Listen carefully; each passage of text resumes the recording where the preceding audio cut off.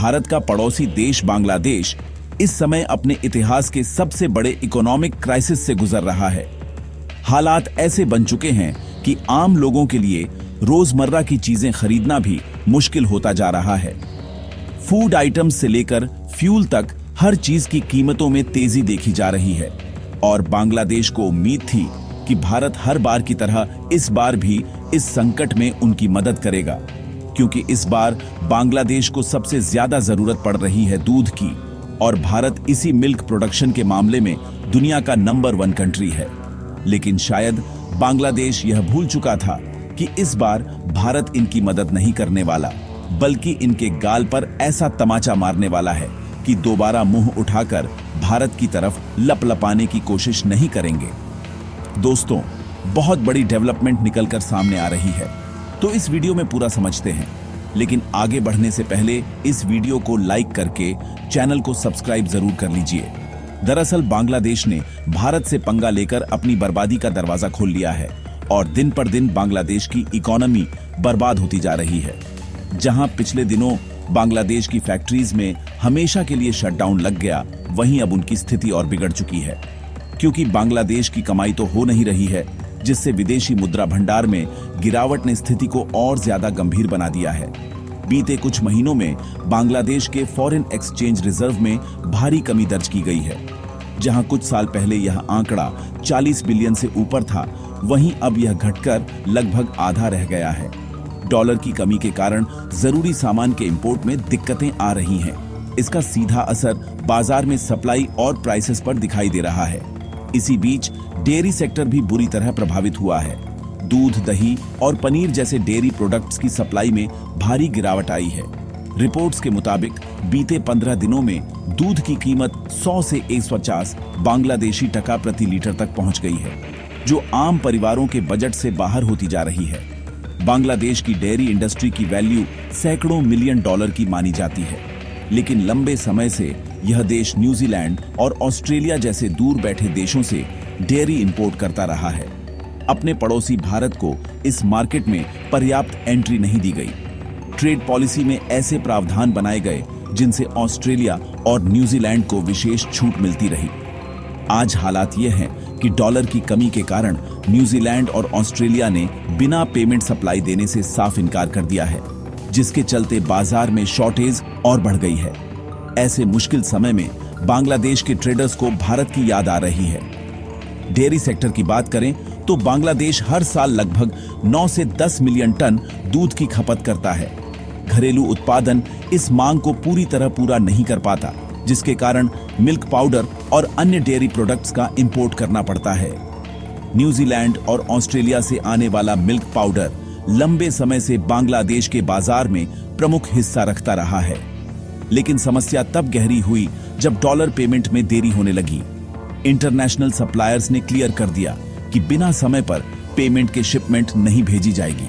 इसी वजह से बीते महीनों में डेयरी इंपोर्ट में तेज गिरावट दर्ज की गई। बाजार में मिल्क पाउडर की उपलब्धता कम हुई और रिटेल प्राइस तेजी से ऊपर जाने लगे। अब यहां भारत की भूमिका समझना जरूरी है।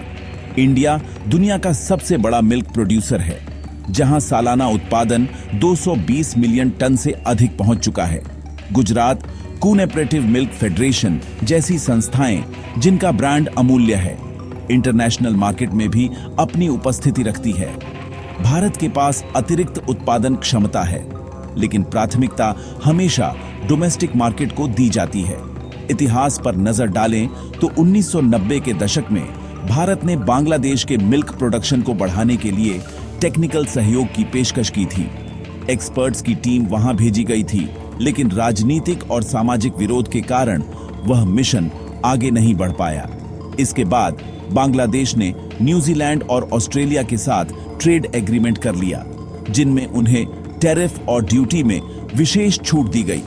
आज जब बांग्लादेश संकट में है तो उसके ट्रेडर्स भारतीय डेयरी प्लेयर्स से संपर्क कर रहे हैं, लेकिन भारतीय पक्ष साफ कर चुका है कि वह केवल शॉर्ट टर्म सप्लायर बनकर नहीं रहना चाहता। अगर बांग्लादेश अपनी ट्रेड पॉलिसी में बदलाव कर भारत को भी वही छूट देता है जो ऑस्ट्रेलिया और न्यूजीलैंड को मिली हुई है, तभी लॉन्ग टर्म सप्लाई पर बात आगे बढ़ सकती है। यानी मामला केवल दूध की कमी का नहीं है, बल्कि यह ट्रेड पॉलिसी और स्ट्रेटेजिक इकोनॉमिक रिलेशन का मुद्दा बन चुका है।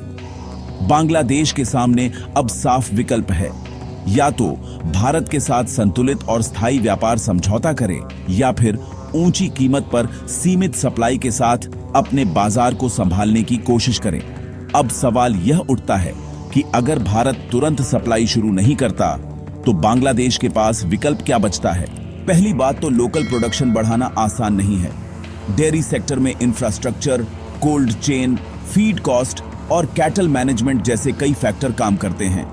इन सबको सुधारने में सालों लगते हैं, महीने नहीं। दूसरी बात, अगर बांग्लादेश दूर के देशों से ही डेयरी प्रोडक्ट्स मंगाता है तो उसे ज्यादा डॉलर खर्च करने पड़ेंगे। फ्रेड कॉस्ट, इंश्योरेंस और इंटरनेशनल प्राइस वॉलेटिलिटी मिलकर कीमत को और ऊपर ले जाती है। ऐसे में रिटेल मार्केट में दूध और पनीर आम लोगों की पहुंच से और दूर हो सकते हैं। महंगाई का दबाव पहले से ही बांग्लादेश की अर्थव्यवस्था को झकझोर रहा है। यहां भारत की स्थिति अलग है। भारत न केवल दुनिया का सबसे बड़ा दूध उत्पादक देश है, बल्कि उसका डेयरी मॉडल कून-इम्पेरेटिव स्ट्रक्चर पर बेस्ड है। गांव लेवल पर लाखों किसान इस सेक्टर से जुड़े हैं। इसलिए भारत के लिए एक्सपोर्ट का फैसला केवल व्यापार नहीं, बल्कि डोमेस्टिक प्राइस स्टेबिलिटी से भी जुड़ा होता है। भारतीय डेयरी प्लेयर्स का साफ कहना है कि अगर बांग्लादेश लॉन्ग टर्म कमिटमेंट देता है, टैरिफ में समान छूट देता है और पॉलिसी को संतुलित बनाता है, तभी स्थायी सप्लाई संभव है। वरना शॉर्ट टर्म में भेजी गई सप्लाई भविष्य में भारतीय कंपनियों के लिए नुकसान का कारण बन सकती है। पहले भी ऐसा हो चुका है, जब हालात सुधरने के बाद भारत को मार्केट से बाहर कर दिया गया। इस पूरे घटनाक्रम ने एक बड़ा संदेश दिया है कि पड़ोसी देशों के साथ आर्थिक रिश्ते केवल जरूरत के समय याद नहीं किए जा सकते। ट्रेड रिलेशन भरोसे और संतुलन पर टिके होते हैं। अगर एक देश बार बार पॉलिसी बदलता है या केवल संकट के समय दरवाजा खटखटाता है, तो सामने वाला देश भी सतर्क हो जाता है।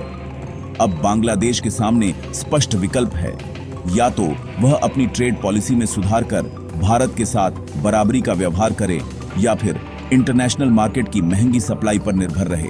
आने वाले समय में यह फैसला तय करेगा कि दक्षिण एशिया में डेयरी ट्रेड का संतुलन किस दिशा में जाता है। कुल मिलाकर ध्यान से समझा जाए तो बांग्लादेश को भारत एक्सपोर्ट करना ही नहीं चाहता, इसीलिए भारत बहाने बना रहा है। यह बात बांग्लादेश को भी अब समझ आ चुकी है, क्योंकि ध्यान दिया जाए तो भारत अपने डेयरी एक्सपोर्ट को बाकी देशों में बढ़ा रहा है और रिपोर्ट बताती है कि बीते एक साल में इसमें 80% की बढ़ोतरी हुई है। फाइनेंशियल ईयर 2024-25 में भारत ने डेयरी प्रोडक्ट्स का एक्सपोर्ट करीब 13 से 30-50 मीट्रिक टन तक पहुंचाया, जिसकी कुल कमाई लगभग $492.9 मिलियन यानी लगभग 4200 करोड़ थी। और जिन देशों में भारत ने अपने एक्सपोर्ट को बढ़ाया है, उसमें यूएई, सऊदी अरब, बहरीन और अमेरिका के साथ साथ मिडिल ईस्ट के देश शामिल हैं। वैसे आपकी क्या राय है, नीचे कमेंट में जरूर बताइएगा और ऐसे ही डेली न्यूज के लिए चैनल को सब्सक्राइब करना ना भूलें। धन्यवाद।